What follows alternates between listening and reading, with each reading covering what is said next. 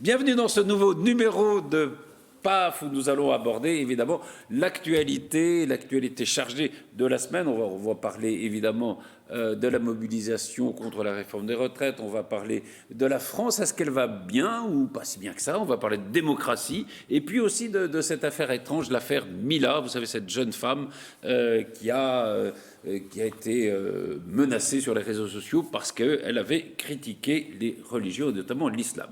Et pour en parler, Jean-Baptiste Duclercq, bonjour. Bonjour Patrice, très bien, merci. Vous êtes toujours maître de conf. On dit ça comme ça. Toujours, oui, maître de vite, conf, c'est très bien. Et pêcheur. À l'université de Versailles, pêcheur un aussi, tout à spécialiste de la pêche, spécialiste du Châteauneuf-du-Pape, plein de spécialités autres que le droit public et les sciences politiques. C'est vrai. Merci de me présenter comme ça. Stéphane Monceau, qui est prof. Bonjour Patrice. Oui, mais aussi très ouvert à beaucoup d'autres choses, dont la marche à pied. La marche à pied, oui, le vélo. Plus que le véhicule terrestre à moteur, la bicyclette. La marche, en fait. Oui, parce que la marche à pied, c'est vrai que ça risque d'être difficile. Donc, oui. Il m'arrive de descendre en bas et de monter en haut parfois. Jean-Michel Pléonaz me sort de ce cas. Et Jean-Charles Lajoigny. Bonjour. Comment allez-vous? Fort bien, fort bien. Et vous avez noté qu'il n'y a pas de présence féminine dans cette émission. Il n'y a pas de Nous avons réussi à exclure. On a enfin seul, enfin entre nous. Non, malheureusement, enfin. Il y en a dans mon livre. Mais voilà, c'est pour ça. Quel esprit d'à propos, là. D'abord, la mère, Mare Nostrum, la mère, c'est notre mère à tous. Voilà, c'est notre mère à tous. Et là, c'est une magnifique... Olivier Arnaud. Une ode à la Méditerranée, justement. Et c'est une histoire, c'est pas un roman policier, c'est comme un roman pas policier, mais presque. C'est une très belle histoire d'une bande de gamins qui... se promènent sur les rives de la Méditerranée. Il y en a un qui disparaît en mer, c'est sur un radeau, et puis voilà. Et de cette disparition tragique naît toute une histoire autour de la Méditerranée, jusqu'à 40 ans plus tard. Ça se passe dans le Var, hein? Ah oui, vraiment, on est dans le Var, dans des calanques magnifiques, et c'est vraiment un truc magnifique sur la mer, sur cette région qui est superbe, qui est, hélas, maintenant la mer la plus polluée du monde, ou presque, mais qui reste quand même un endroit tellement beau, tellement magnifique. Et là, Olivier Arnaud a une plume absolument superbe, et on est vraiment très, très content d'avoir publié ce livre. Et je parle sous le contrôle de Stéphane Monceau. Donc, si on aime la Méditerranée, on peut le dire Olivier Arnaud ou Fernand Braudel aussi, qui était... Oui, bien sûr. Un immense chef-d'œuvre. Voilà. Grand historien, voilà. Immense historien. Oui. Immense historien. Mais voilà. Et Mare Nostrum, donc et c'est aux éditions Lajoigny. Voilà. Et voilà. Ça, alors. Oui, c'est quand même, il y a une logique. C'est un dénouement. C'est policier. Hein. Mais pas seulement. Alors, on peut peut-être commencer par évoquer la situation actuelle qui est assez confuse. On a l'impression que les gens ne comprennent plus rien à rien. C'est-à-dire que ils sont contre les grèves, mais aussi contre la réforme, pour le système à points, mais quand même contre la réforme des retraites. Les sondages sont totalement contradictoires. On a l'impression quand même que cette réforme a du mal à passer parce que, les gens n'y comprennent rien et que finalement, ce conflit ne va faire que des perdants. On a l'impression, on pourrait dire que le gouvernement a gagné puisque finalement la mobilisation a tendance à s'effilocher, affaiblie. Même la grève de vendredi, n'a pas été aussi puissante que le voulaient Martinez et la CGT. Et pourtant, on a l'impression qu'il n'y a que des perdants dans ce conflit, non? Enfin, c'est mon impression. Qui veut commencer? Moi, je veux bien. Non, que des perdants, surtout pas. Je pense que la France sortira gagnante. On sait très bien qu'on ne pouvait pas continuer comme ça. Donc, c'est une aberration. Je veux dire, financièrement, ça ne tient pas. Il n'y a pas un expert qui assure qu'on pouvait laisser les choses en l'état.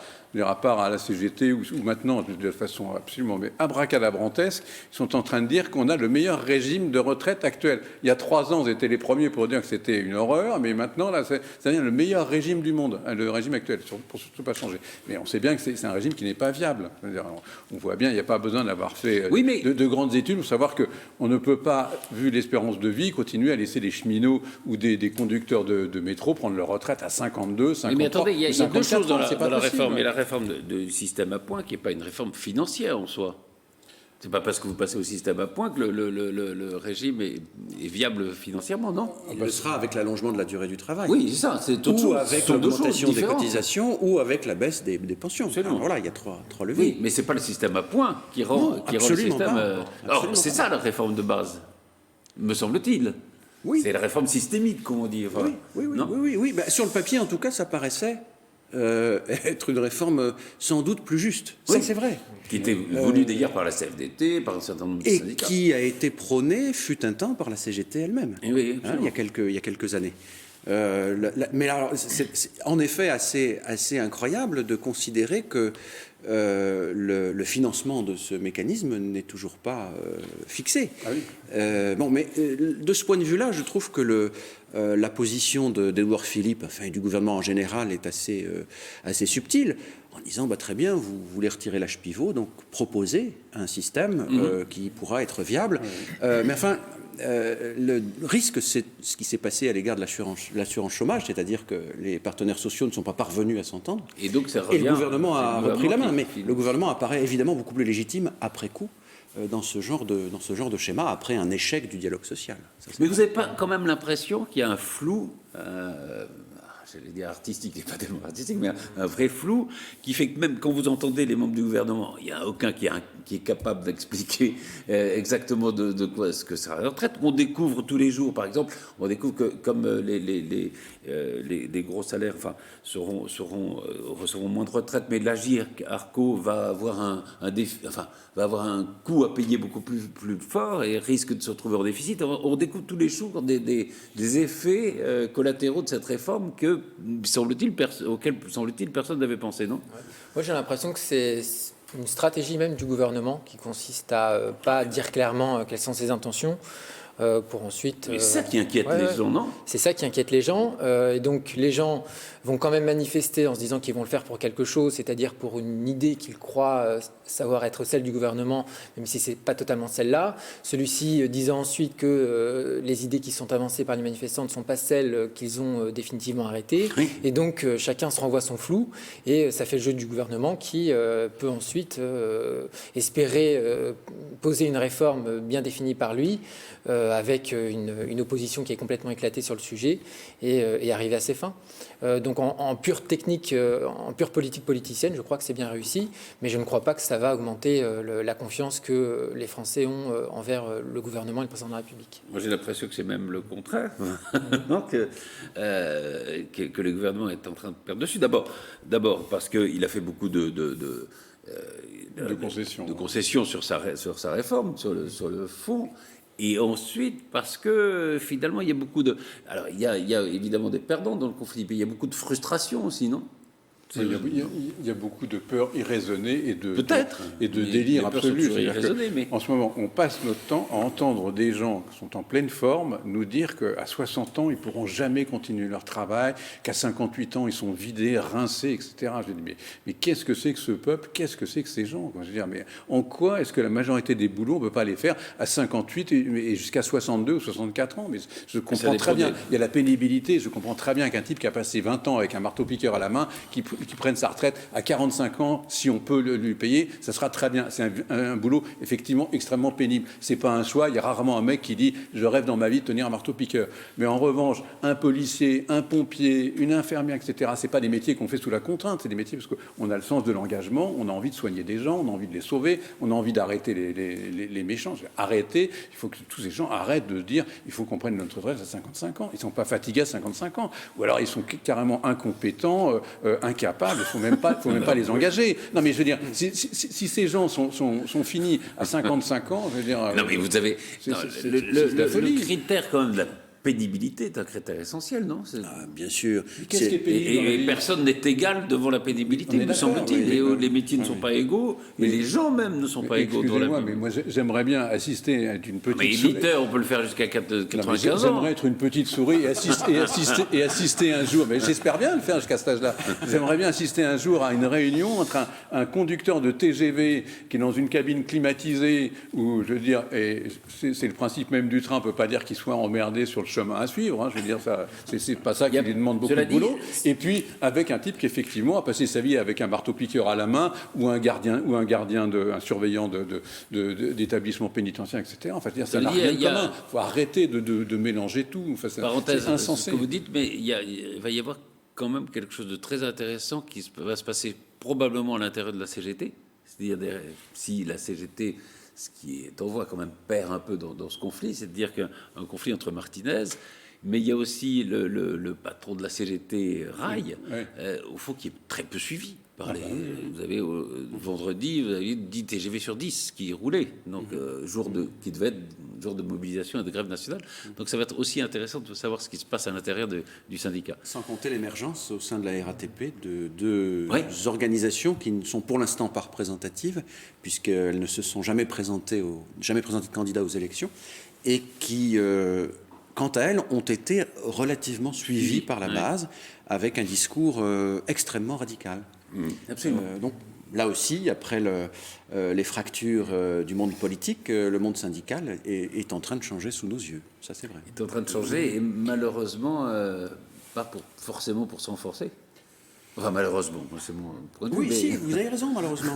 Mais non, peut-être qu'il y a des points de vue autrement. Enfin, je pense que c'est malheureux d'avoir des syndicats trop faibles en France. Bien sûr. Sur ce sujet. Non, effectivement, je trouve que c'est triste qu'on ait cette tradition en France où effectivement il n'y a pas de confiance directe au niveau des corps intermédiaires. Je crois que les Français, alors ce qu'il faut le voir comme une forme de défiance envers une sorte de démocratie de proximité et une plus grande espérance, confiance, c'est pas le mot, mais espérance dans la politique qui doit être conduite par les représentants nationaux. Je crois que c'est dommage. Je crois qu'il faudrait que les Français puissent effectivement s'acculturer à cette logique syndicale, mais c'est pas le cas en France. Je trouve que ça c'est assez malheureux, mais je crois que les syndicats sont eux-mêmes responsables de cette défiance. Oui, parce qu'il n'y a pas de. Qu'est-ce qu'il faudrait faire une adhésion obligatoire? Ça ne marche pas. C'est pas envisageable. C'est pas envisageable, ni illégal d'ailleurs. Ouais, mais on pourrait aussi être juste honnête et conseiller aussi aux Français, aux râleurs invétérés, de regarder un peu ce qui se passe en dehors des frontières de l'Hexagone et de voir quand même que... En Allemagne, par exemple, vous avez des syndicats forts. Non, mais il y a des syndicats forts, mais je veux dire, ils ne s'arrêtent pas de bosser à 52 ans. Enfin, je veux dire, non, mais partout en Europe... Vous voulez qu'on bosse très tard, vous voulez nous faire tuer, vous voulez nous tuer au travail. Je reste persuadé qu'on peut... Est-ce que c'est un but dans la vie de travailler très tard? On peut s'éclater dans le boulot, et c'est très bien d'avoir massacré... On pourrait fonder une société sur autre chose. On propose autre chose. On a cassé l'idée même du travail. Vous avez quand même un problème, c'est que la plupart des gens qui ont 58, 60 ans se font mettre au chômage. C'est difficile de trouver des emplois. Souvent, les grandes entreprises préfèrent que ce soit le système du chômage qui les paye plutôt qu'eux-mêmes. Ils engagent des gens moins bien payés à leur place. Et c'est vrai que la difficulté pour les gens à partir d'une soixantaine d'années de travailler, elle est forte. Et voilà, on peut leur dire travailler plus longtemps, travailler plus, mais enfin, il faut qu'il y ait encore qu'il y ait du boulot. Contradictoire. Vous êtes en train de dire que les gens de 58 à 60 ans voudraient travailler et ils manifestent pour arrêter de travailler. Donc, non, mais c'est peut-être pas les mêmes. Ah ben voilà, c'est pas les mêmes, on est d'accord. Ce ne sont pas les mêmes. Voilà. Oui, c'est ce que je voulais entendre. Mais c'est pour ça que je pense que c'est très individuel, moi, le rapport au travail. Et le rapport à la pénibilité, le rapport... Non? C'est tout à fait moi, je crois. Individuel, subjectif, absolument. L'histoire de chacun. Enfin, on peut pas dire, voilà, ça c'est un métier, c'est simple à faire. Ou pas, ça dépend des gens, ça dépend du ressenti, ça dépend de... Notre société est quand même depuis des lustres fondée sur un certain épanouissement, en tout cas un accomplissement par le travail. Alors, je suis tout à fait qu'avec les 35 heures, on ait massacré cette idée même du travail, en disant que le travail ne servait à rien, que c'était pas bien. Non, on avait une productivité, je crois, qui est la plus forte au monde. Oui, mais avec les 35 heures, justement, parce qu'on travaille 35 heures, mais beaucoup. Donc, la productivité n'est pas tout. On sait bien que l'oisiveté est la mère de tous les vices. Charles, vous n'avez que ça de parole. Et qu'est-ce qu'on va faire de ces gens? On leur propose rien d'autre. On leur dit le boulot c'est pas bien. Il ne faut pas s'éclater dans le boulot. C'est pas. L'argent c'est pas bien. Rien n'est bien. Ok, parfait. Mais qu'est-ce qui est bien? Et il n'y a pas de solution. Il n'y a rien. Je veux dire, voilà, je veux bien qu'en France, la grève ait l'air d'être un loisir merveilleux, la manifestation, etc. Enfin, je veux dire, on ne peut pas baser tout sur ces manifestations qui sans fin. Alors maintenant, ils ont même, la semaine dernière, la retraite au flambeau, maintenant, pour manifester. Enfin, joli, la retraite au flambeau. Mais esthétiquement, ça manquait pas d'allure. Non, ça devient... L'oisiveté est la mère de tous les... Vous savez que c'est pour ça que les moines se lèvent très tôt. Hein. Ouais. Parce que s'ils restaient au lit... moi qui n'ai pas une vie de moine, je me lève très tôt. S'ils restaient au lit longtemps, ils auraient des idées un peu bizarres. Alors, donc, ce qui est très intéressant et peut-être étonnant, c'est que voilà, on a l'impression qu'on est dans un marasme des conflits dont on sort pas, ça fait plus de 58 jours, etc. Enfin, ça dure. Et en même temps, si on regarde les chiffres, peut-être que la France va mieux, et c'est l'événement.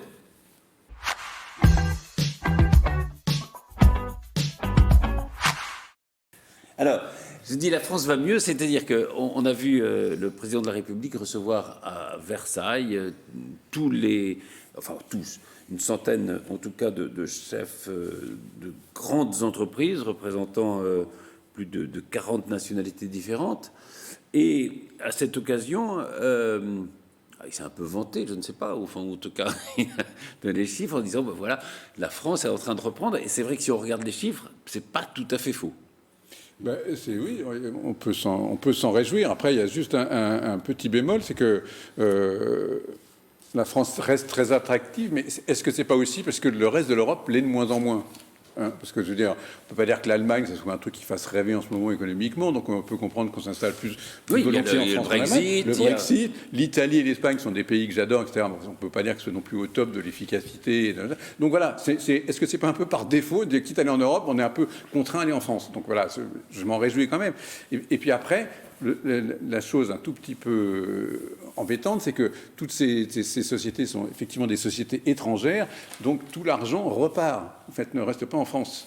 Alors, ça crée de l'emploi, ça crée donc c'est bien évidemment s'ils investissent en mais France. ils investissent, mais les bénéfices après repartent. Les dividendes repartent. Voilà. Donc voilà, ça serait bien aussi que les sociétés, ça serait bien que les sociétés françaises se développent aussi, et que ça soit pas juste avec les phénomènes de sous-traitance, etc. Ça, oui, non, mais c'est de toute façon positif. Non, mais je mettais juste que ça, un petit bémol comme ça pour. C'est que j'avais réfléchi à la question. C'est une spirale positive en tout état de cause, hein, bien sûr. Non, mais c'est vrai que les chiffres sont... Alors, le chômage baisse, l'investissement reprend. On est passé... Enfin, la France gagne des places, devient le deuxième pays d'Europe dans lequel on investit. C'est vrai que c'est des chiffres plutôt positifs. Et vous imaginez les chiffres s'il n'y avait pas eu les gilets jaunes, s'il n'y avait pas les grèves? Alors, très bizarrement, au-delà de tout ça. Très bizarrement, ça a des influences évidemment, notamment sur le commerce, mais sur le niveau macroéconomique, c'est très... Sur l'attractivité, ouais. Manifestement, très peu. Et même dans les chiffres, enfin, ça n'a pas d'influence même sur l'économie proprement dite, même s'il y a des victimes de ces conflits, notamment les commerçants. Ouais. Pardon, sur ce sujet. Sur ce sujet, oui. Enfin, il y a deux tableaux, si vous voulez. Il y a ce que je lisais d'une interview de Jean-Louis Etienne, le médecin explorateur, qui disait les Français se plaignent la bouche pleine. C'est parfois vrai. Tous les Français n'ont pas la bouche pleine. Ça c'est un fait. Mais on sait que la pauvreté, alors il y a des critères qui sont tout à fait discutables, des seuils qui sont tout à fait discutables, qu'il y a un volant toujours d'à peu près 8 millions de personnes en France qui sont... dans une situation de très grande précarité, etc. Et c'est ça qu'on peut trouver pour le moins étonnant. C'est-à-dire que d'un côté, ça va mieux. Alors, ça ne peut pas être instantané. Mais de l'autre, on laisse quand même sur le bord de la route beaucoup de gens, beaucoup trop en tout cas. Les solutions, les solutions miracles, je crois qu'elles n'existent pas, je ne les ai pas en tout cas. Je ne sais pas si d'appauvrir les riches, entre guillemets, parce que là aussi, je ne sais pas, à partir de quand on est riche pour enrichir les pauvres, je ne sais pas si c'est la solution, j'en doute en tout cas. Ce que je sais, c'est que notre système, en effet, notre système social, politico-social, est l'un des plus redistributifs, sinon le plus redistributif au monde. Ouais. Alors il y a peut-être une question aussi d'efficacité de nos systèmes qui doit être mise sur la table. Mais en tout cas, on est là dans cette espèce de miroir, de symétrie qui apparaît quand même à la fois choquante et paradoxale. Jean-Baptiste ? C'est typiquement français, hein. C'est cette passion que nous avons pour l'égalité qui remonte à très très loin et qui fait qu'on ne se contente pas de, comment dirais-je, de chiffres économiques éloquents. C'est une réaction qui serait plutôt américaine. Et en France, l'idée est plutôt de comparer ces résultats avec le partage des richesses. Et de ce point de vue-là, effectivement, les chiffres que vous donnez s'accompagnent aussi d'autres chiffres qui sont ceux de la captation des richesses par les plus riches. Hein, alors, justement, il y a une étude de l'Oxfam, hein, c'est une ONG, absolument, dirigée par l'ancienne ministre Madame Duflot. Madame Duflot. Dirigée en France. En France, oui, pardon, en France, oui. Et qui donne des chiffres assez incroyable sur le creusement des inégalités. Bon, le coût du type qui économise 8 000 € depuis la Révolution française, c'est vraiment du grand n'importe quoi. Enfin, oui, rendez-vous compte. Alors, à propos de la fortune de Bernard Arnault, qui est une fortune d'entreprise, une fortune d'actifs économiques, qui n'est pas une fortune. Oui, c'est pas de l'argent qu'il a. Il n'a pas des milliards de dollars sur son compte. Enfin, il n'est pas pauvre non plus. Hein. On nous le décrit. Enfin, Cécile Duflot, elle le décrit comme une sorte de Picsou qui aurait cette espèce d'énorme coffre-fort avec des milliards dedans. Ben non, c'est pas ça. C'est une fortune d'entreprise. Alors je pense qu'il fait, je sais pas, il doit faire bosser 100 000 salariés en France, je crois. De façon directe. C'est le premier contribuable de France. Donc cette échelle qui consiste à dire si une personne avait depuis 1789 économisé 8 000 € par mois, il n'aurait que 1% de la fortune de Bernard Arnault. C'est franchement grotesque. C'est absolument grotesque, c'est risible. Oui, ça oui, bon. mais quand même. Mais non, vous voyez Patrice, ça a quand même un effet sur vous. Vous dites mais quand même. Non, je veux dire, l'idée quand même qu'il y a un petit pourcentage de riches qui sont de plus en plus riches. Absolument. C'est quand même vrai, ça. Oui, mais admirez cette figure qu'on nous présente. Le type qui aurait économisé... partons depuis Cro-Magnon. L'homme préhistorique qui aurait économisé 8 000 € par an ou par mois. Et cet abruti de Cro-Magnon n'y a pas pensé. Exactement. En plus, parce qu'il a mis 2 € de côté. Voilà. Mais quand même... Non, mais c'est vrai qu'on est dans une... Il y a en effet des facteurs comme ça qui se contredisent. En effet, vous le disiez, on est sans doute un des pays qui est peut-être le pays qui redistribue le plus. Et en même temps, il y a quand même dans un phénomène mondial auquel la France appartient, un accaparement des richesses par un faible pourcentage de très très riches, qui détiennent quand même la richesse du monde. Et ce qui n'empêche pas la grande pauvreté de reculer à l'échelle mondiale. Et ce qui n'empêche pas la grande pauvreté, absolument. Je ne sais pas d'où vient je crois que c'est l'ONU. C'est 1 milliard de personnes qui, il y a 20 ans, étaient dans une très grande pauvreté et qui n'y sont plus. Alors, qui ne sont pas dans une situation nécessairement enviable, mais qui ne sont plus, en tout cas, dans une infinie pauvreté.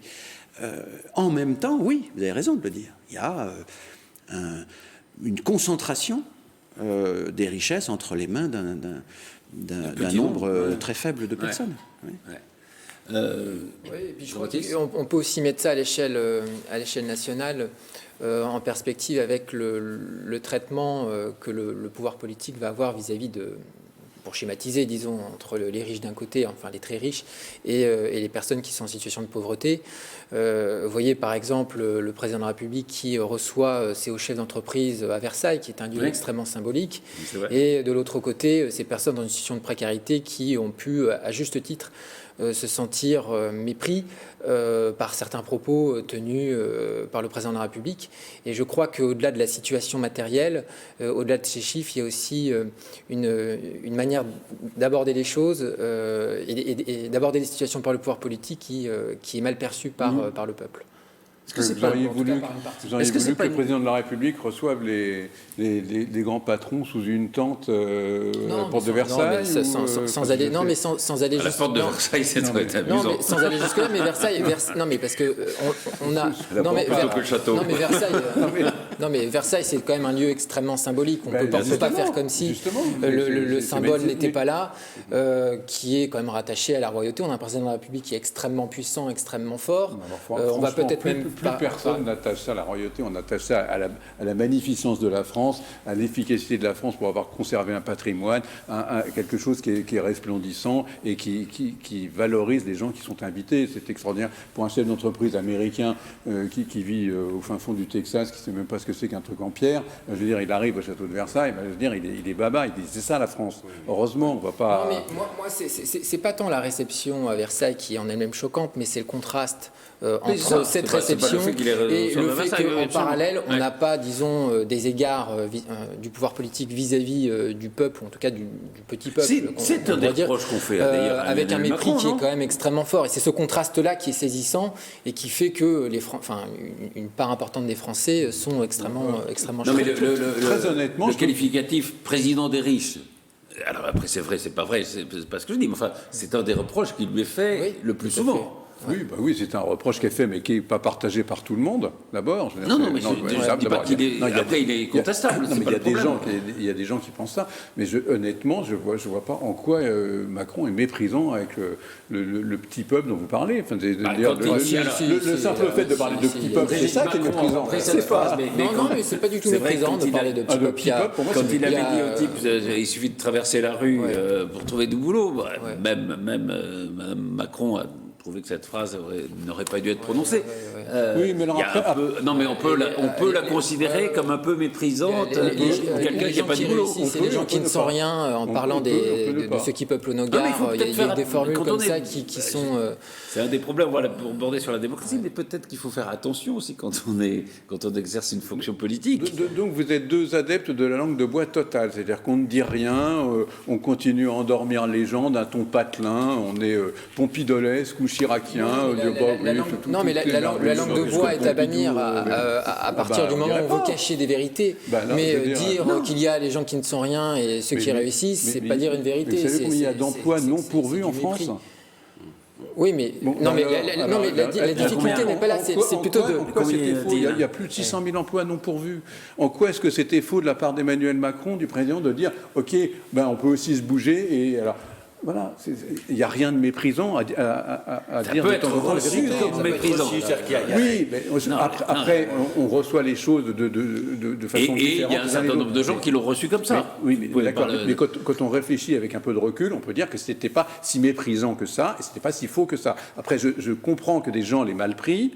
Mais honnêtement, c'est pas si méprisant que ça. C'est exactement comme quand il a dit, ça reprend un peu le propos de Stéphane tout à l'heure, on met un pognon de dingue et c'est pas très efficace. Ok, la parole est peut-être pas belle, mais elle est juste. On peut tout dire de la France et du gouvernement de Macron et même des gouvernements précédents, du gouvernement Hollande, du gouvernement de Sarkozy. Ils ont tous mis un pognon de dingue dans des tas de choses avec une efficacité toute relative. Et ben c'est tout à fait, moi ça me rassure que le président de la République actuelle se dise, voilà, comment on peut faire pour que ça fonctionne mieux. Où est le mépris là-dedans ? Il n'y en a pas. C'est de la façon de s'adresser parfois à des gens. Voilà. Oui, il y a une spontanéité qui rappelle celle de Sarkozy. Oui. Un surmoi qui n'est peut-être pas suffisamment puissant de temps en temps. Mais là, le coup de traverser la rue, Brigitte Macron, j'ai lu ça, j'ai pas regardé. La regretté la phrase. Oui, et puis ils étaient juste avant au il a expliqué restaurant. Pourquoi. Oui, et le restaurateur parle avec eux et leur dit, moi, quelqu'un traverse la rue et vient dans mon restaurant, je lui donne un emploi. Et voilà, le président a repris ça une heure plus tard. Voilà. Bon. Ah oui, puisqu'on est dans l'économie, il y a évidemment les entretiens de Davos, et il y a eu le discours de Trump qui était assez intéressant, enfin qui s'en prenait toujours un peu climato-sceptique, hein, je pense qu'il s'en prenait au parangon du pessimisme. Ouais. Disant que la période n'est pas faite pour le pessimisme, mais pour l'optimisme, et que voilà, on a toujours prévu des crises, la famine massive dans les années 70, la fin du pétrole dans les années 80, et en gros, il ne le dit pas, mais la crise climatique dans les années 2020. Hein. Alors, oui, moi, je me demande si Greta Thunberg n'est pas l'idiote utile de Trump. C'est-à-dire que grâce à elle, n'importe quel discours de Trump, on va finir par dire, mais finalement, c'est pas si débile. Parce que quand on entend ce que Greta Thunberg a osé dire en arrivant avec cette espèce de fausse candeur en disant il faut tout arrêter, il faut plus rien faire, on s'arrête tout, on débranche les usines, on débranche, oui, ça, on travaille plus. Mais on économiquement et pour le chômage, c'est pas. Mais c'est pour ça. Donc, toute personne qui parle après Greta Thunberg, je veux dire n'importe quelle connerie, on se dit tiens, là, de toute façon, c'est moins idiot. Alors bon, du coup, ça va. Et du coup, Trump, on se dit finalement, tiens, il y a des phrases, il y a un sujet, un verbe, un complément, c'est une vraie phrase. Non, mais l'autre dingue qui ose dire on arrête tout. C'est de la folie, quoi. Ah oui, là, il n'y a pas photo. On a le choix. Mais 1000 Trump plutôt que 2 Greta, quoi. Oui, j'espère que non. Enfin, c'est ou la peste ou le choléra. Oui, voilà. Vous voyez, il y a quelques années, on se serait dit le président des États-Unis est en campagne électorale, ce qui est le cas, et donc ça va très loin dans la surenchère verbale, dans l'agressivité, etc. Mais enfin, ce qu'il y a de marrant avec Trump, c'est qu'au fond, c'est tout le temps. Oui, il est tout le temps. Donc, il est tout le temps au taquet dans la surenchère, dans l'excès, dans l'irresponsabilité. Il a un côté lapin du Racel, il s'arrête jamais. Il ne s'arrête jamais. En permanence. Oui, il ne s'arrête jamais. Enfin, à tweeter. Enfin, c'est quand même fascinant. Historiquement, dans quelques décennies, une fois qu'on aura pris un peu de recul par rapport à ce personnage et à cette situation, ce sera extrêmement intéressant de l'étudier de près. C'est le nom de quoi, Trump? Non, mais c'est un phénomène quand même de gouvernance d'aujourd'hui. Enfin, c'est un symbole quand même d'une certaine façon. Oui, mais c'est pas isolé. De notre société aussi. C'est pas isolé. C'est la tête de pont la figure de proue de tout un mouvement, tout un phénomène populiste, etc. Enfin, et avec. Bon, après, si on enlève un peu l'écume des choses, etc. Fondamentalement, il faudrait aussi de temps en temps parler de la réalité économique des États-Unis. Est-ce que c'est si mauvais Trump pour l'économie des États-Unis? Je ne suis pas certain. Oui, alors c'est très contestable. C'est-à-dire qu'on dit qu'il y a 3,5% de chômage, mais en réalité, si on calculait comme nous, ça fait 2 fois plus, ça fait 7%. Oui. Et puis il y a quand même un endettement absolument colossal. Oui, là-dessus, je ne sais pas si on peut vraiment lui donner des leçons, mais... Si, quand même. Non, mais on est d'accord. Non, mais comme il a baissé considérablement les impôts, c'est vrai que l'endettement... Il y a aussi... Alors, il y a une façade comme ça qui est plutôt bonne. Après, il peut y avoir aussi des problèmes économiques terribles derrière. Mais... Enfin, en 8 ans, il aura le temps de faire des choses. Ce qui est assez fascinant, là, il va se retrouver dans une manifestation anti-avortement, alors qu'il y a quelques années, il avait défendu l'avortement. Enfin, c'est-à-dire qu'il est prêt à tout, quand même, et à se contredire lui-même avec une désinvolture absolue. Mais au fond, il est à l'image du corps électoral. Oui, du corps électoral américain. Il est, comme beaucoup de populistes, une espèce de bouchon de liège qui flotte sur les vagues et qui vogue au gré du courant. Bon, il va là où le vent le mène. Absolument ça, et les électeurs sont adultes. Ils peuvent en effet être choqués ou réagir, mais c'est pas le cas. Manifestement, il part pour être réélu. Et oui, d'autant que dans le camp d'en face, on ne sait pas très bien comment ça va se passer. On ne comprend pas trop. Et enfin, c'est toujours. Cela dit, c'est un système absolument incroyable à regarder quand même, le système américain, parce que c'est vrai que à chaque fois arrivent des gens que personne ne connaît, dont personne n'imagine qu'ils peuvent être présidents et qui finissent par être élus. C'est vrai que c'est fascinant pour nous. C'est fascinant. Jean-Baptiste en parlera mieux que moi. C'est un vieux système, vieillot, poussiéreux, mais qui n'a pas évolué. avec cette histoire des délégués, les caucus, ce système qui consiste à voter tous les 2 ans. Enfin, le président, c'est tous les 4 ans, mais il y a des grandes élections tous les 2 ans, et avec des taux de participation qui culminent à 50% dans le meilleur des cas. Enfin, c'est un système qui aboutit à ce que celui qui a le moins de voix soit élu. Il n'y a pas qu'aux États-Unis. Oui. Et à la mairie de Paris aussi. Voilà. Oui, à la mairie de Paris ou bien au Royaume-Uni. Enfin, c'est en effet un système C'est effectivement un système constitutionnel qui ne permet pas une projection à long terme sur la politique. Comme le disait effectivement Stéphane, c'est un président qui est perpétuellement en campagne électorale, ce qui peut favoriser effectivement, en tout cas l'outrance, si populiste il y a. Et puis aussi un système qui est conçu, enfin c'est plutôt le système, mais aussi plutôt le peuple américain et son histoire, qui est conçu en permettant à ceux qui finalement arrivent à capter le plus grand nombre de richesses, à parvenir aux responsabilités. Les forces de l'argent sont extrêmement importantes, la force des lobbies. Et donc il y a d'abord un travail qui se fait à ce niveau-là, autour de ces puissances de l'argent. Et c'est d'ailleurs mal vu, c'est-à-dire une personne qui n'arrive pas à capter suffisamment d'argent est vue comme un candidat qui n'est pas forcément responsable et qui ne va pas pouvoir assumer un pays. Ça en dit long sur la manière dont les Français conçoivent la politique en général, et quand dans ce système-là d'argent et d'un système qui ne permet pas des projections au long terme sur le plan politique, on ajoute le populisme, effectivement ça fait quelque chose d'explosif. Ouais. Mais c'est assez intéressant parce que des gens comme Elizabeth Warren, qui est assez à gauche, ou Sanders, qui est à gauche, ils trouvent aussi des financements. Et oui, mais parce que c'est en fait la gauche est chez eux ce qu'elle pourrait être chez nous au niveau de la droite. C'est à gauche, quand même. Oui, mais à travers. Presque socialiste, on pourrait dire. Oui, mais non, mais d'accord, mais enfin dans et même Warren, mais sur le rapport à l'argent, il n'y a pas véritablement de différence. En réalité, c'est qu'après sur le plan des politiques sociales, etc. Mais sur l'argent, non. Et puis après, est-ce que l'irruption de gens que personne ne connaît, que vous dénonciez là, tout à l'heure, est-ce que c'est si négatif que ça, soit un marchand de cacahuètes, un playboy héritier, un ancien acteur, enfin je veux dire, les États-Unis ne s'en portent pas plus mal. Ce qui est intéressant, c'est que mais on va en parler de chez nous dans un instant, mais pendant très longtemps, et ça a changé avec Macron notamment, mais pendant très longtemps, on se présentait 3 fois à la présidence de la République avant d'être élu, et comme Mitterrand. Des maires, députés, conseil général, sénateur, ministre. C'est une alors que aux États-Unis, à l'exception peut-être de Nixon, quelqu'un qui a été battu une fois au présidentiel, il disparaît. Enfin, il disparaît du jeu politique, en tout cas.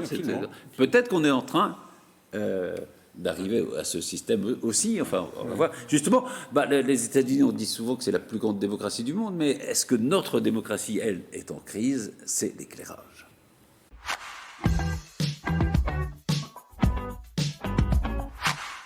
Alors, on peut reprendre quelques faits. Vous avez vu le président Macron qui va au théâtre. Il y a un tweet qui le dénonce et des gens qui viennent manifester. Des manifestants qui manifestent au cri de Macron, on va aller te chercher.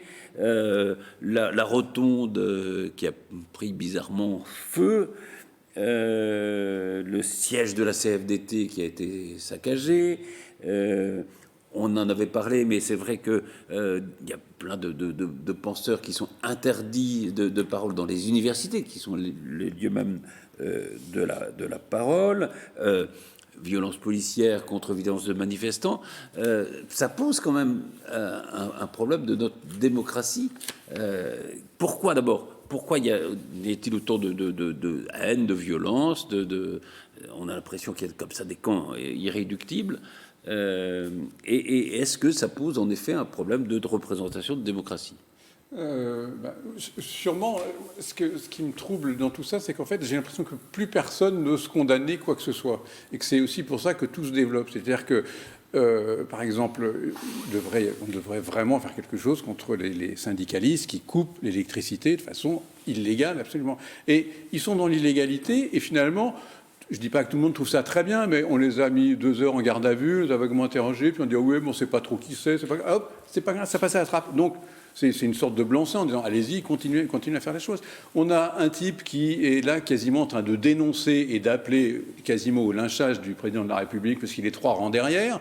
Au lieu de dire ce type est une crapule et en tout cas un agitateur politique, la majorité des gens disent ah oui, c'est un journaliste. Alors il rajoute un journaliste militant. Il faudrait qu'on m'explique ce que c'est que cette nouvelle notion qui est très dangereuse pour la démocratie, du journalisme militant. Moi, ce que j'essaie de dire aux étudiants quand je dis moi, j'ai dit on est soit militant, soit journaliste, et on est militant quand on a fini son boulot de journaliste. Mais en principe, je dis, quand vous voyez la une de certains hebdos, vous ne pouvez pas dire que ce pas des journalistes militants. Non, il est militant d'un autre côté, peut-être. Enfin, mais Valeurs Actuelles ou heureusement aussi des journalistes qu'il reste des journaux avec des gens qui ont des cartes de presse qui font bien leur boulot. Mais je veux dire, ce type qui dit que, non, mais le militantisme et le journalisme, ça a toujours un peu existé quand même, non? Bah oui, enfin non, je sais pas, j'ai pas la même fonction. Je crois toujours à l'honnêteté journalistique, c'est-à-dire qu'on peut être militant du socialiste ou militant des républicains et faire un papier éditorialiste, c'est différent, et faire un papier à peu près objectif sur la réalité des choses. C'est-à-dire, on n'est pas, c'est pas ces opinions politiques qui doivent gouverner, et mener la plume du journaliste. Un éditorialiste, c'est différent. Mais là, on est en train de mélanger. Alors n'importe quel crétin qui a un iPhone, qui est dans une manifestation, se dit ah mais je suis pas un Pékin moyen, je suis journaliste. Un journaliste, tout on ne sait pas. Il a un site de droite ou de gauche, je sais pas. On mélange tout. Et c'est ça le danger pour la démocratie. C'est-à-dire que les paroles de tout le monde ont l'air de pour le site là-bas, si j'y suis, qui était l'ancienne émission de Bermé à France Inter. On ne peut pas dire que ce soit le modèle, le parangon de l'honnêteté, de l'objectivité journalistique. Donc là, l'objectivité de journalisme, c'est un long et vieux débat sur lequel on pourrait donner des exemples très contradictoires, non? Mais sans parler d'objectivité, il y a une déontologie journalistique qui a été complètement bafouée par cette personne lorsqu'il a... qui n'a pas la carte de presse, d'ailleurs. Qui n'a pas la carte de presse, et c'est l'honneur... C'est quand même l'honneur de la presse qui ne l'est pas, qui a prétendu qu'à l'occasion d'une occupation de locaux universitaires il y a 1 an et demi, les locaux de Paris 1, Centre Pierre-Mendès France, que le sang coulait et que, avant l'arrivée de la presse, les CRS épongeaient le sang des étudiants qui avaient été blessés, massacrés, etc. Et en effet, c'était absolument faux. Donc, je crois que c'est en effet de l'honneur de la profession de journaliste qu'il n'ait pas sa carte. Il était par ailleurs candidat à la France Insoumise dans l'Isère aux précédentes législatives, ce qui n'est pas interdit à un journaliste. Absolument, je suis d'accord. Mais là, ce procédé, avec ce tweet qui est quand même plus que, j'allais dire tendance, c'est pas un tweet d'information. Un peu de dénonciation. C'est un tweet de dénonciation. En tout cas, d'un appel à l'action. D'atteinte à la vie privée. Vous, après tout, vous avez le droit d'être président de la République et d'aller au théâtre. Oui, ne serait-ce que cela. Mais au-delà de ça, alors, il y a quand même cette atmosphère de haine, me semble-t-il. Non. Oui, bien sûr. Après, on peut la relativiser. C'est vrai que, je veux dire, il faut rappeler que, je sais pas, il y a eu combien, 20 attentats contre De Gaulle qui voulaient sa mort, etc. Que les manifestations des années 30 étaient sans doute beaucoup plus violentes qu'elles ne le sont aujourd'hui. Mais enfin, la vie politique, il y avait la vie politique, les discours qui étaient tenus au sein même de l'Assemblée nationale. À l'époque, j'avais travaillé là-dessus pour autre chose, mais j'avais été horrifié quand on lit ce qui se disait sur Blum. De Léon Blum, quand Blum était président du Conseil. C'était des appels à la mort. C'était des appels à la mort au sein de l'Assemblée nationale. Oui, absolument. Un antisémitisme épouvantable. Donc le pays a connu notre démocratie. Est-ce que c'est notre pays qui est comme ça, au fond? Voilà, au fond, c'est la vraie question. Est-ce que ça ressurgit de temps en temps, avec plus ou moins de manière Moi, je vois ça comme justement le symptôme d'une démocratie qui est malade, pas forcément, mais d'une démocratie qui pousse parfois vers l'excès. Mais tant que c'est de l'excès de parole, on reste dans le cadre démocratique. Quand ça devient... Quand les paroles se transforment en action ou en geste, là on sort du cadre démocratique. La démocratie, c'est la canalisation de la violence par le discours.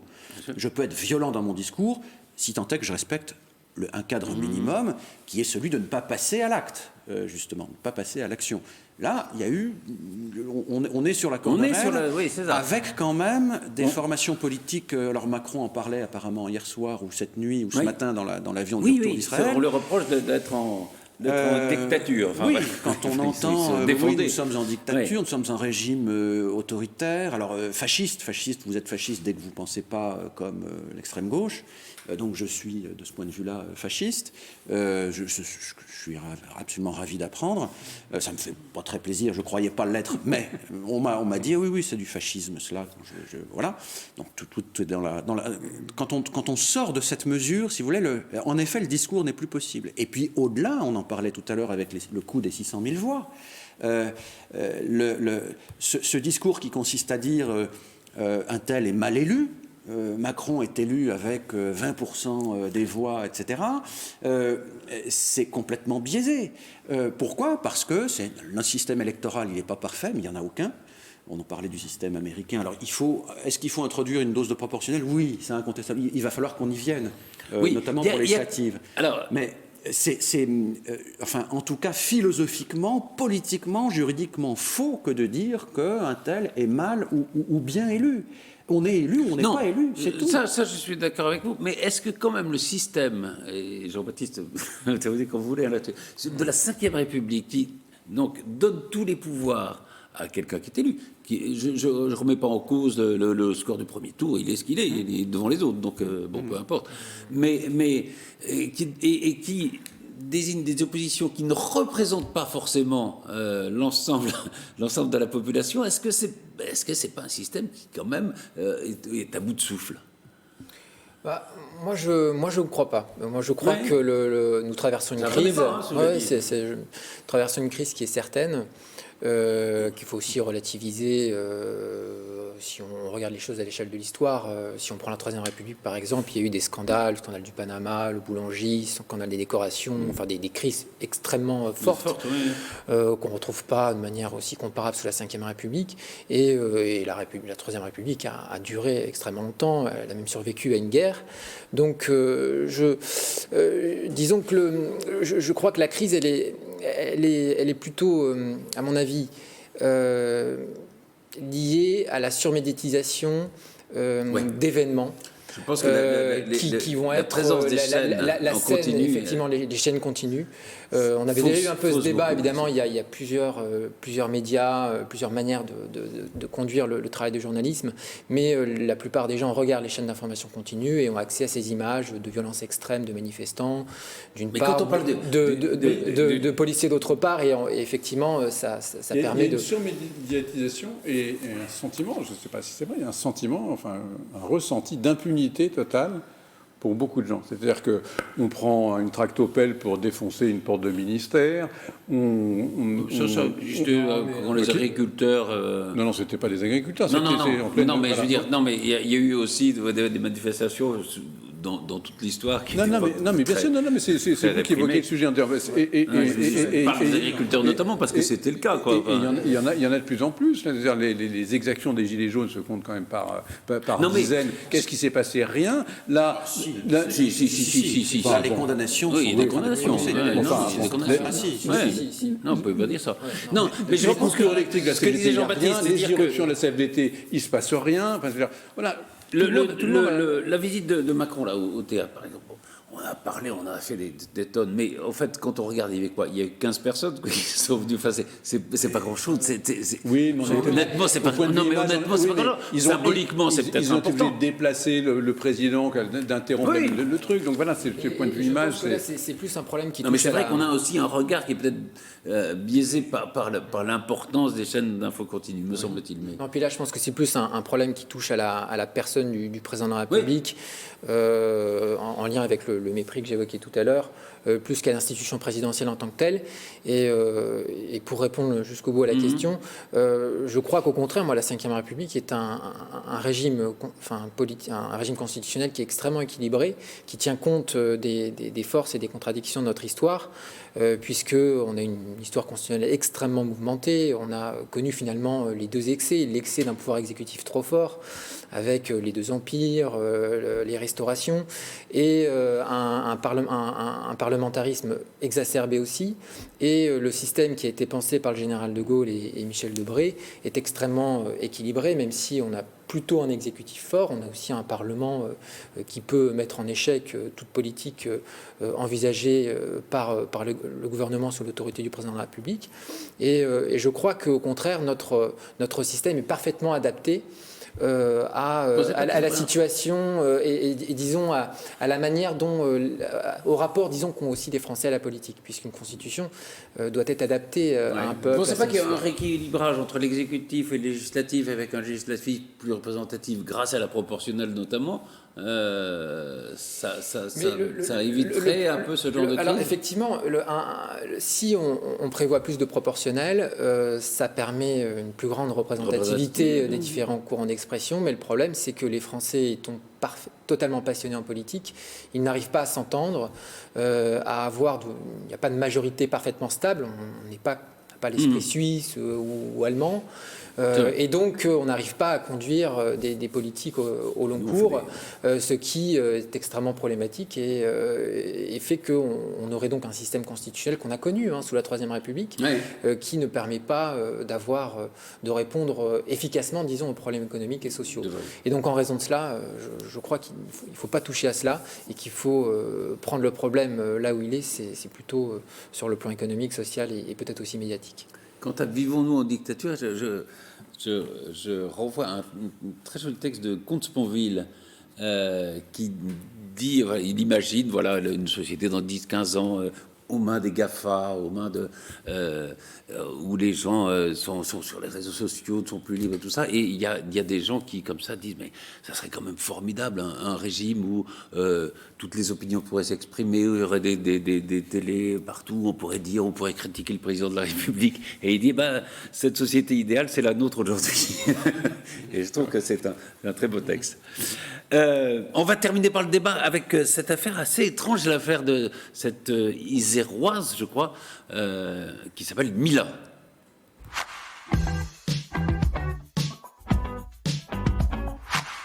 Qui veut résumer cette affaire, Jean-Charles, peut-être ? Oui, enfin, avec beaucoup d'imperfections et de prudence.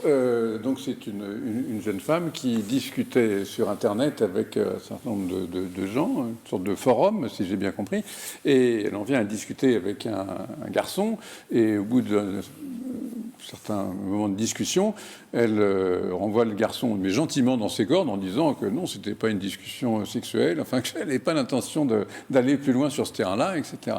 Et là, d'après ce que j'ai pu en voir et ce que j'ai pu en lire, elle les conduit gentiment, sans aucun mépris, etc.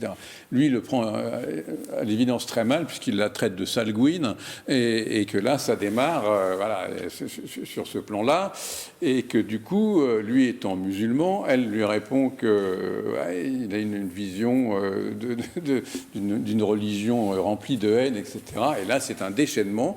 Elle est assaillie d'injures, de menacées. De viol, on donne le lycée. Ils l'ont changé de lycée. Elle a été exfiltrée de son lycée. Elle ne peut plus aller dans son lycée.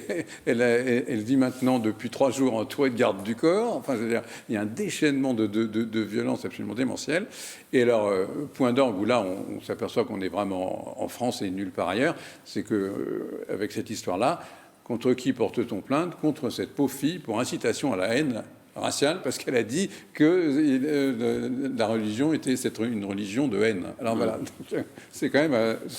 En même temps, il y a aussi une autre plainte, qui est portée contre ceux qui la menacent. Heureusement, mais enfin voilà. Il y a une double enfin, c'est quand même assez curieux. Quoi, mais c'est un vrai problème. Les pauvres gens de Charlie Hebdo l'ont vécu, c'est-à-dire le droit au blasphème qui est quand même inscrit dans notre histoire, dans notre culture, devient aujourd'hui problématique. Quoi. Mais d'autant que là, on n'est même pas c'est même pas un blasphème, d'ailleurs. C'est une problématique Charlie Hebdo. Non, je sais bien, mais ce qu'on disait, enfin, je veux dire... Non, mais le droit de critique des religions, il est en France, proprement français, quoi. Enfin, sur beaucoup de médias, il est total. Enfin, en tout cas pour certaines religions, parce que sur France Inter, on dit que Jésus est pédé. Vraiment, une chanson, oui. Voilà, il y a une chanson, et puis avec les humoristes qui sont autour, il a oui, c'est vrai, il est tous les humoristes sexuels. Bon, non, mais c'est très bien. Je veux dire, après, on peut ça choquant ou pas choquant. Non, mais je pense à Stéphane Guillon qui, quand il faisait dans ses spectacles, disait moi, je m'en prendrais qu'à la religion catholique. Non, mais voilà, c'est exactement. Mais bien sûr. Donc, parce que je suis pas fou. Voilà, je veux dire. Non, mais c'était une façon de dire qu'en effet, il y a une inégalité. Donc, c'est faramineux. Alors là, cette pauvre fille n'a pas blasphémé, bien évidemment. Elle n'a absolument rien dit, si ce n'est répondu à une attaque d'un type qui la traite de sanguine et qui dit qu'il va venir l'égorger. Enfin, on peut comprendre. Mais ça aussi, c'est mais on est dans le même, enfin pas dans la même chose, mais quand même, ce déferlement de haine, c'est quand même, on est quand même dans une société un peu inquiétante, non? Vous trouvez pas? Ben là, c'est pas, c'est pas une société. Oui, c'est pas une société, mais je sais pas. Si, c'est quand même non, mais dans mon point de vue, une atmosphère, une période. C'est un modèle que certains cherchent à imposer, mais ce n'est pas la société dans laquelle je vis. Ouais. Et Jean-Charles, vous disiez, elle n'a pas blasphémé, mais la question se pose pas. En plus, non, mais bien sûr, peu importe. Elle a eu des propos insultants vis-à-vis de la religion, vis-à-vis de l'islam. C'est son droit le plus strict. Critiquer de manière argumentée, mais aussi insulter, etc. Bon, jusqu'à présent, tout cela ne tombe pas sous le coup d'une loi particulière, etc. Bon. D'ailleurs, ça sera intéressant, puisqu'ici il y a une plainte, de voir quel sera son sort. Jean-Baptiste? Oui, tout a été dit. On peut effectivement regretter l'outrance et rappeler la liberté d'expression. Je trouve qu'effectivement, ce phénomène est tout à fait symptomatique de l'hystérie de notre pays en ce moment sur la question des religions et notamment de l'islam. Ceci étant évidemment amplifié par la médiatisation qu'on évoquait tout à l'heure. Et aussi les réseaux sociaux. Et les réseaux sociaux. Tout ça joue terriblement quand même. Je crois que c'est assez regrettable, assez triste et que ça confine avec une sorte aussi de pseudo-moralisation à l'extrême qui est extrêmement inquiétante et qui peut rappeler certaines dérives, même si évidemment on en est très loin, mais qui est, je trouve, extrêmement inquiétante. Merci à tous. Alors, changez-vous les idées avec Mare Nostrum, et puis changez-vous les idées si vous voulez voir. Il y a notre amie Florence Mercadet qui participe à une exposition de peinture. C'est à Saint-Hilarion, c'est le 1er et le 2 février, je crois. Voilà, c'est sa première expo. Alors, comme tout le monde ne connaît pas Saint-Hilarion, c'est pas très loin de Rambouillet. Voilà, c'est pas très loin de Rambouillet. Une petite indication. Salle des fêtes Yves Robert. Voilà. Et oui, il n'y a pas mieux qu'Yves Robert. Un éléphant. Un éléphant, ça trompe énormément. Et la guerre des boutons. Formidable cinéaste. Voilà. Merci Jean-Baptiste Duclerc, merci Stéphane Monson, merci Jean-Charles Lajoigny. À très vite pour un nouveau PAF.